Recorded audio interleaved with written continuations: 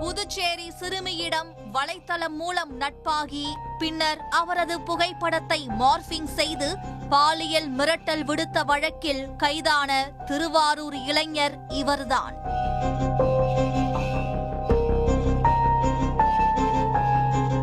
புதுச்சேரியை சேர்ந்த சிறுமி ஒருவர் சமூக வலைத்தளங்களில் ஆர்வமாக இருந்துள்ளார். குறிப்பாக இன்ஸ்டாகிராம் என்ற செயலியை அதிகளவில் பயன்படுத்தி வந்தார்.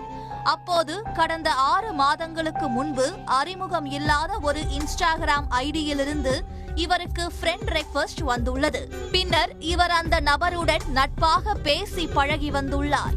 சிறிது நாட்களுக்கு பிறகு அந்த நபர் சிறுமியை காதலிப்பதாக கூறியுள்ளார். ஆனால் அந்த சிறுமி காதலை ஏற்க மறுத்துள்ளார். இதனால் கோபமடைந்த அந்த நபர் சிறுமியின் போட்டோவை மார்பிங் செய்து அவருக்கு அனுப்பி இதனை சமூக வலைத்தளங்களில் அனுப்பி விடுவேன் என்றும் மேலும் அவரை ஆடையில்லாமல் நிர்வாணமாக வீடியோ கால் செய்யுமாறு மிரட்டியுள்ளார். இதனால் பயந்து போன அந்த சிறுமி பெற்றோரிடம் கூறியுள்ளார். பிறகு இது சம்பந்தமாக பெற்றோர்கள் கடந்த 2 நாட்களுக்கு முன்பு புதுச்சேரி சைபர் கிரைம் காவல் நிலையத்தில் புகார் அளித்தனர். அதன் பேரில் இன்ஸ்பெக்டர் தியாகராஜன் தலைமையிலான போலீசார் வழக்கு பதிவு செய்து விசாரணை நடத்தினர். இதில் அந்த நபர் திருவாரூர் பகுதியை சேர்ந்தவர் என்பது தெரிய வந்தது. இதையடுத்து சைபர் கிரைம் போலீசார் சிறுமி உதவியுடன் அந்த நபரை புதுச்சேரி எல்லை பகுதியான முள்ளோடை பகுதிக்கு வரவழைத்துள்ளனர்.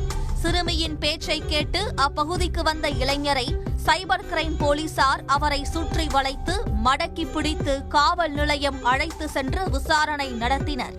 அவர் திருவாரூர் மாவட்டம் மன்னார்குடி திருமாக்கோட்டை பகுதியை சேர்ந்த 30 வயது முஜீப் அலி என்பதும் டிப்ளமோ படித்த அவர் சிங்கப்பூரில் வேலை செய்துவிட்டு தற்போது வீட்டிலிருந்து வருவதும் தெரிய வந்துள்ளது. பிறகு அவரிடமிருந்த செல்போனை கைப்பற்றி சோதனை செய்த போது அதில் அந்த சிறுமியின் மார்பிங் புகைப்படம் இருந்துள்ளது. இது பற்றி சைபர் கிரைம் போலீசார் கூறுகையில், சமூக வலைத்தளங்களில் முகம் தெரியாத புதிய நபர்கள் அனுப்பும் ஃப்ரெண்ட் ரெக்வெஸ்டை ஏற்க வேண்டாம். சமூக வலைத்தளங்களில் பார்ப்பது அனைத்தும் உண்மையில்லை. நிர்வாணமாக போட்டோ எடுப்பதும் வீடியோ கால் செய்வதும் பிரச்சனையையே ஏற்படுத்தும். ஆகையால் போட்டோ மற்றும் வீடியோ எடுக்க வேண்டாம். சமூக வலைத்தளங்களில் அறிமுகம் இல்லாத நபர்களிடம் பழக வேண்டாம்.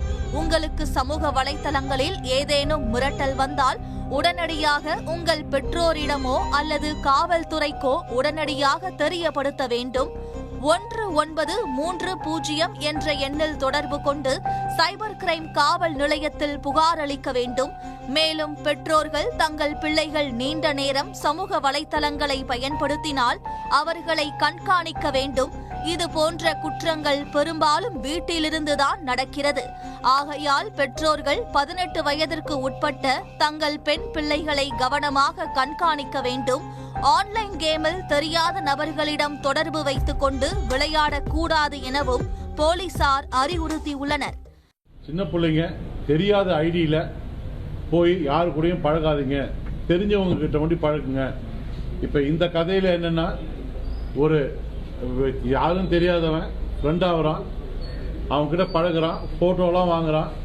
அதுக்கப்புறம் அந்த போட்டோவை செக்ஸா வந்து மார்பிங் பண்ணி இதை வந்து நான் பப்ளிஷ் பண்ணிடுவேன்னு சொல்லிட்டு அந்த பொண்ணை மிரட்டுறான்.